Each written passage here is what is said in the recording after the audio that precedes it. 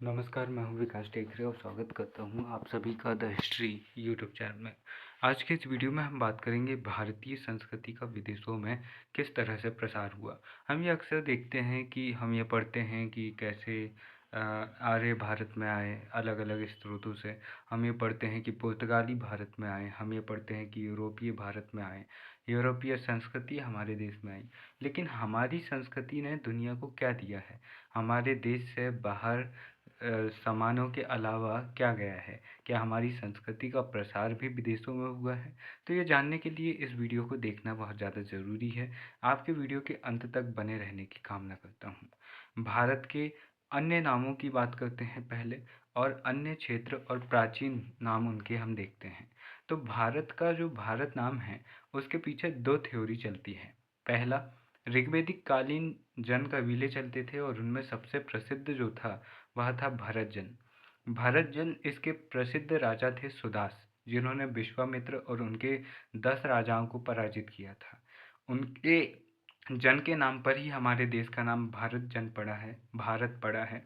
और कहते हैं कि इसी भरत जन में आगे चलकर कौरव और पांडव जैसे प्रमुख वंश होते हैं। और पांडव में तो आपको पता ही होगा कि अर्जुन जैसे प्रतापी योद्धा आपको देखने को मिल जाएंगे। आपको युधिष्ठिर जैसे एक प्रमुख आदर्शवादी शासक आपको देखने को मिल जाएंगे। तो उनके सम्मान में इस वंश को भरत वंश कहा, मतलब इनका जो वंश है उन्हीं के आधार पर हमारे देश का नाम भारत कहा गया। और कहते हैं कि जो चक्रवर्ती सम्राट भरत है, यहाँ पर आपको शकुंतला और एक भरत शासक का जो पुत्र रहता है भरत, वह भरत चक्रवर्ती की धारणा को पूर्ण करते हैं। और साहित्यिक आधारों पर कहा जाता है कि हिमालय से दक्षिण भारत तक संपूर्ण भारत में उनका राज्याधिकार क्षेत्र था। इसलिए उनके सम्मान में उनके नाम पर इस भूमि को भारत भूमि या भारतवर्ष कहा जाता है। हिंदुस्तान की बात करें तो अरब व ईरानी क्षेत्र के जो लोग थे वह सिंधु को यानी कि सा को हा कहते थे, इसलिए वे सिंधु क्षेत्र को हिंदू क्षेत्र कहते थे। इसलिए उन्होंने भारत के लिए या सिंधु से पूर्व में स्थित सभ्यता के लिए, लोगों के लिए या क्षेत्र के लिए हिंदू शब्द का इस्तेमाल किया। और यहाँ पर से सिंधुस्तान को उन्होंने हिंदुस्तान कहा और हिंदुस्तान इस देश का नाम पड़ गया। और अगर इंडिया नाम की बात करें तो लैटिन भाषा में सिंधु को इंडस रिवर कहते थे। इंडस रिवर के एरिया को इंडिया ये कहने लगे और यहाँ पर से इंडिया शब्द निकला। तो ये ध्यान रखना कि लैटिन भाषा से निकला हुआ शब्द है इंडिया, ये बहुत ज़्यादा इम्पोर्टेंट है। आर्यावर्त एक नया नाम जो हमारा पड़ा वह हिमालय से विंध्याचल तक आर्यों का क्षेत्र था और प्रमुख रूप से आर्य संस्कृति का प्रसार हुआ, इसलिए आर्यावर्त भी एक नाम है। लेकिन सबसे ज़्यादा जो प्रसिद्ध है वह है भारत और इंडिया, क्योंकि ये दोनों ही क्षेत्र संपूर्ण भारत के लिए आप प्रयुक्त कर सकते हैं। और हिंदुस्तान भी आप संपूर्ण भारत के लिए प्रयुक्त कर सकते हैं। लेकिन जो भारत शब्द है ये ज़्यादा सही बैठता है। और इंडिया शब्द को इसलिए सरकार बनाए रखना चाहती है क्योंकि ये काफ़ी ज़्यादा प्रसिद्ध हो गया, साथ ही साथ अंग्रेज़ों ने इतने साल तक शासन किया तो उस दौरान भी इंडिया शब्द काफ़ी ज़्यादा पॉपुलर हो गया। अगर भारत इंडिया शब्द को अपना आधिकारिक नाम घोषित नहीं करता तो हो सकता है कि पाकिस्तान इंडस रिवर का हवाला देते हुए अपने क्षेत्र का नाम इंडिया कर लेता और फिर इससे भारत की जो ख्याति है वह काफ़ी ज़्यादा क्षति उसको पहुंचती। इसीलिए भारत का नाम आपने देखा होगा कि इंडिया यानी भारत, आपको ये संविधान में मिल जाएगा। तो भारत के दो नाम हैं आपको मिल जाएंगे, इंडिया और भारत। हालांकि ये सारे नाम फिर आपको अलग अलग क्षेत्रों के आधार पर मिल जाएंगे। देखिए द्रविड़ क्षेत्र क्या है, तो विंध्याचल पर्वत से लेकर जो पूरा दक्षिण भारत का क्षेत्र है उसे द्रविड़ क्षेत्र कहा जाता है। जम्बूद्वीप क्या है, तो हिमालय से लेकर हिंद महासागर तक अग्नि पुराण में उल्लेख है, ये पूरा क्षेत्र क्या कहलाता है, जम्बूद्वीप कहलाता है। वही द्वीपांतर, द्वीपांतर का मतलब है भारत से बाहर वे भूभाग जहाँ पर भारतीय संस्कृति का प्रसार हुआ, उन क्षेत्रों को द्वीपांतर कहते हैं। तो इस वीडियो को देखने का या सुनने का मकसद आपका यही होना चाहिए कि आप इन महत्वपूर्ण चीज़ों को ध्यान से सुने और इन्हें याद करने का प्रयास करें, क्योंकि ये शब्द और ये प्राचीन नाम अक्सर पूछे जाते हैं और ये बहुत ज़्यादा महत्वपूर्ण है। और इसके ज़रिए आप ये भी समझ पाएंगे कि भारतीय संस्कृति भारत के क्षेत्रों से निकल छोड़कर बाहर किन किन क्षेत्रों में फैलती है। अब पुराने और नए नामों को देखिए तो सिंहल द्वीप या ताम्रपर्णी ये श्रीलंका का पुराना नाम था। खोतुम ये खोतान का पुराना नाम था। शैल देश ये कासगढ़ का पुराना नाम था। अग्नि देश कल शहर इसका वर्तमान नाम है। और सुवर्ण भूमि या स्वर्ण भूमि जावा सुमात्रा बाली ये जो आपको दक्षिण पूर्वी एशियाई देश है इंडोनेशिया, वहाँ पर ये द्वीप आपको मिल जाएंगे। यव द्वीप ये जावा को कहते थे यव द्वीप। श्याम थाईलैंड को कहते थे श्याम, हाथियों का देश थाईलैंड को श्याम कहते हैं, पुराना नाम है इसका। और कंबोज, कंबोज आपने नाम सुना होगा, तो कंबोडिया का पुराना नाम था कंबोज, कंबोज कंबोडिया का पुराना नाम था। और कंपूचिया भी इसे कहा जाता था। वहीं पर कंबोज फिर उसका अगला नाम हुआ कंपूचिया, और फिर कंपूचिया से बदलकर इसका वर्तमान नाम हम देखते हैं कंबोडिया। कंबोडिया में आपको ध्यान रखना है कि कंबोडिया में आपको सबसे बड़ा मंदिर आपको हिंदू धर्म का आपको देखने को मिल जाएगा। एक कंबोज क्षेत्र आपको महाजनपद काल में भी देखने को मिलता है, हालांकि अफगानिस्तान और पाकिस्तान क्षेत्र में आपको ये देखने को मिलता है। और ये 16 महाजनपदों में से एक था। तो ये कंबोज अलग है और ये कंबोज अलग है, ठीक है। वह महाजनपद कालीन कंबोज आपको अफगानिस्तान पाकिस्तान क्षेत्र में मिलेगा। और ये कंबोज पूरा एक देश वर्तमान समय में आप देखते हैं, पहले यह कंबोज था, फिर कंबोचिया हुआ, और फिर वर्तमान समय में इसे कंबोडिया कहा जाता है। अब इस कंबोडिया भी आपको जो दक्षिण पूर्वी एशियाई देश है वहाँ पर आपको देखने को मिलेगा। अब इंद्रभूमि कहा गया बर्मा या म्यांमार को, ठीक है। अब चंपा या अंग देश अन्नाम को कहा गया। अब भारतीय संस्कृति के प्रसार किन किन क्षेत्रों में हुए वो देखते हैं। भारतीय संस्कृति के प्रसार क्षेत्रों की बात करें तो अफगानिस्तान में हुआ, हम देखते हैं। अब भी हमने देखा कंबोज एक प्रमुख जनपद आपको यहाँ पर देखने को मिलेगा, महाजनपद। मध्य एशिया, कंबोज के विषय में ये भी ध्यान रखना है कि ये सबसे उत्तरी महाजनपद था। और इसी के थोड़े नीचे में आपको मिलेगा गांधार, जो आपको सबसे पूर्वी सबसे पश्चिमी महाजनपद आपको देखने को मिलेगा। तो यहाँ पर अफगानिस्तान क्षेत्र काफ़ी ज़्यादा प्रसिद्ध रहा भारतीय संस्कृति प्रसार के लिए। मध्य एशियाई में बात करें तो मध्य एशिया में खोतान, कूची, यारकंद, कासगढ़ का शहर, ये कोई देश नहीं है, ये क्षेत्र के नाम हैं। अगर आप सर्च करोगे तो आपको ये सारे क्षेत्र मध्य एशिया में मिल जाएंगे। तो ये सारे क्षेत्रों में आपको भारतीय संस्कृति का प्रसार मिलता है। तिब्बत, चीन, बर्मा, थाईलैंड, बर्मा यानी कि Myanmar, Sri Lanka, Indonesia, Cambodia, Korea, इन क्षेत्रों में, कोरिया बोले तो साउथ कोरिया, नॉर्थ कोरिया, दोनों आपको दोनों जगह पर ये मिल जाएगा। अब अरबी में अंकमाला को हिंदसा कहते हैं, यानी हिंद से प्राप्त हुआ, यानी कि जो अंकमाला है अरब देश में वह भारतीय संस्कृति से गई। तो भारतीय संस्कृति ने अरब क्षेत्र को क्या दिया, अंकमाला दिया, और यही अंकमाला फिर पूरी दुनिया में फैलती है। प्रमुख विजेता शासक की अगर हम बात करें तो मौर्य काल में, फिर मौर्योत्तर काल में, इंडो ग्रीक काल में, फिर हम कनिष्क के काल में देखते हैं कि ये जो शासक हैं भारत, जो वर्तमान भारत है उसके बाहर के क्षेत्रों में विजय हासिल करते हैं और भारतीय संस्कृति का प्रसार जोर शोर से भारत के बाहर करते हैं। हम देखते हैं कि जो गुप्त काल में समुद्रगुप्त आपको देखने को मिल जाएंगे, जो श्रीलंका जैसे देशों को पराजित करते हैं। हम चोल काल अभी पढ़कर आ रहे हैं, तो चोल काल में हमने देखा कि कैसे वो श्रीविजय साम्राज्य यानी कि जो इंडोनेशिया है उन्हें तक पराजित कर रहे हैं। श्रीलंका चीन के साथ उनके व्यापारिक संबंध है, तो उन माध्यमों से भी हम भारतीय संस्कृति का प्रसार देखते हैं।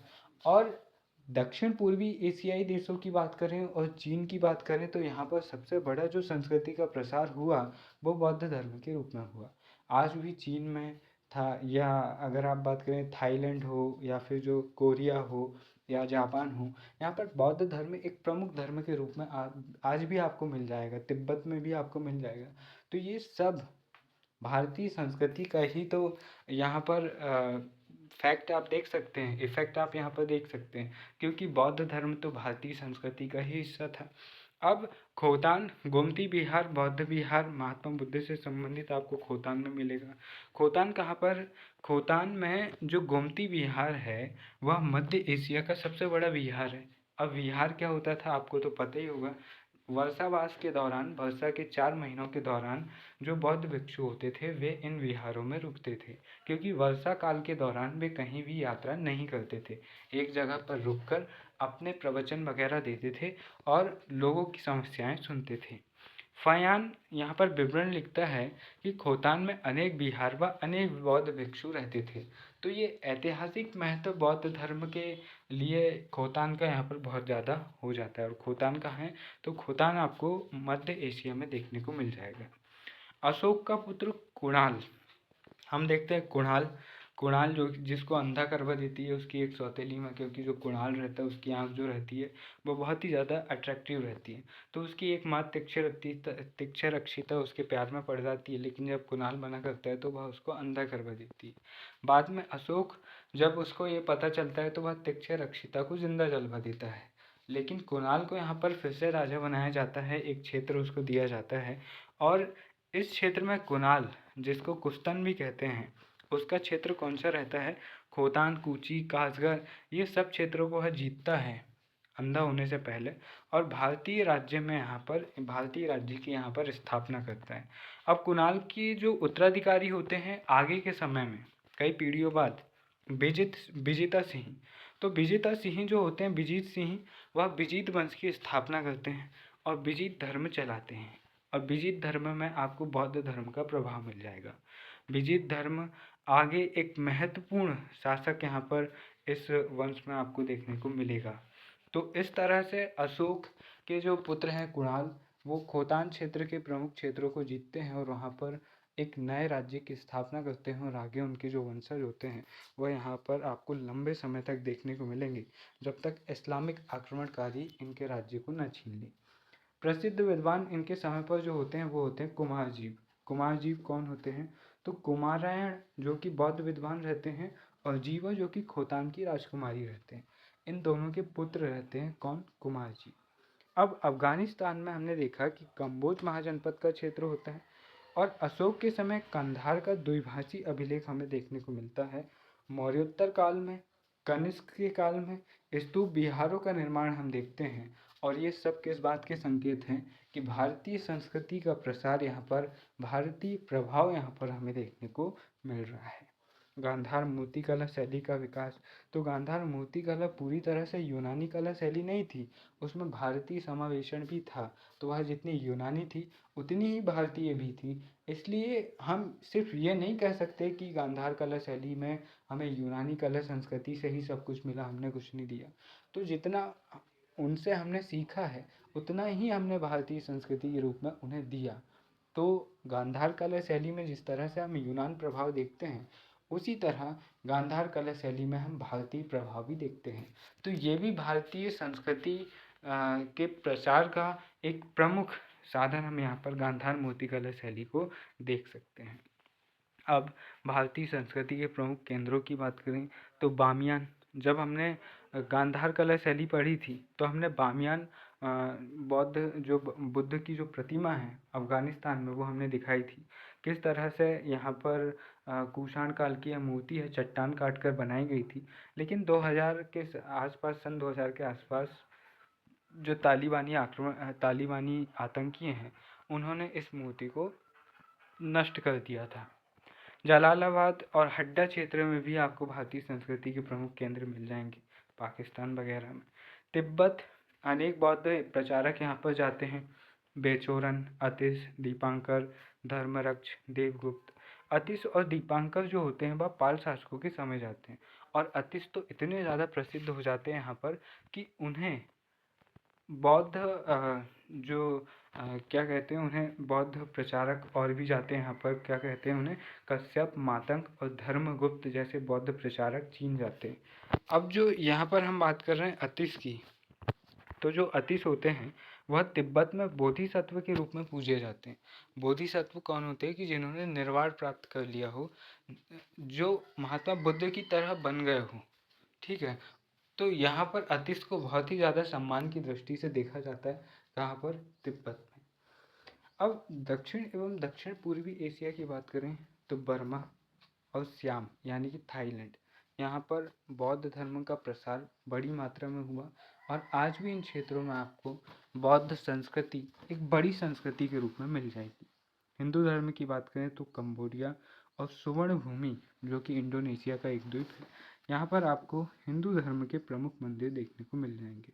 कंबोडिया में तो आपको हिंदू धर्म का सबसे बड़ा मंदिर आपको देखने को मिलता है, चंपा, जो कि अन्नाम है, महासोन और पोन नगर मंदिर आपको यहाँ पर देखने को मिलता है, और ये दोनों ही मंदिर भगवान शिव को समर्पित हैं। वहीं पर इस क्षेत्र में आपको भद्र स्वामी मंदिर, शिव मंदिर है, भद्र वर्मा द्वारा यह बनवाया गया, ये प्रमुख मंदिर आपको देखने को मिल जाएंगे। वहीं बर्मा की बात करें तो बौद्ध धर्म, पगान का बौद्ध आनंद मंदिर जिसे पैगोडा कहते हैं, ये सारे मंदिर आपको देखने को मिल जाएंगे। बौद्ध मंदिरों को यहाँ पर पैगोडा कहते हैं। कहाँ पर? बर्मा में। और ये पैगोडा क्यों कहते हैं? क्योंकि जो मिस्र की जो पिरामिड बनाने की शैली है, उससे प्रभावित होकर इन मंदिरों को बनाया गया था, इसलिए इन्हें पैगोडा कहते हैं, क्योंकि पिरामिडों को पैगोडा कहते हैं। कोणार्क के सूर्य मंदिर में बौद्ध प्रभाव होने के कारण इस मंदिर को काला पैगोडा कहते हैं। जब हमने पढ़ा था, जो पल्लव वंश हमने जब पढ़ा था, तो हमने देखा था कि कोणार्क के सूर्य मंदिर को क्या कहते हैं? काला पैगोडा कहते हैं। अब इंडोनेशिया का जो शैलेंद्र वंश है, यहाँ पर बौद्ध धर्म का संरक्षण ये शासक करते हैं और बौद्ध स्तूपों का निर्माण करवाते हैं। ये एक बौद्ध स्तूप बनवाते हैं बोरोबुदो नाम से। अब ये जो बौद्ध स्तूप है, यह विश्व का सबसे बड़ा बौद्ध स्तूप माना जाता है। 750 से 850 यानी कि इन 100 वर्षों के मध्य यह स्तूप बनवाया गया अलग अलग शासकों द्वारा। निर्माण कार्य हुए, मरम्मत कार्य करवाए गए। यह स्तूप 9 चबूतरों पर बना है। इस स्तूप के अंदर बुद्ध की 436 प्रतिमाएं देखने को मिलती है और स्तूप की बाहरी दीवारों पर 1500 जातक कथाओं का अंकन हमें देखने को मिलता है। बोरोबुदूर का स्तूप जावा द्वीप में है और इसके 9 चबूतरों में 6 वर्गाकार व 3 गोलाकार हमें देखने को मिलते हैं। कितने? 6 वर्गाकार और 3 गोलाकार हमें देखने को मिलते हैं।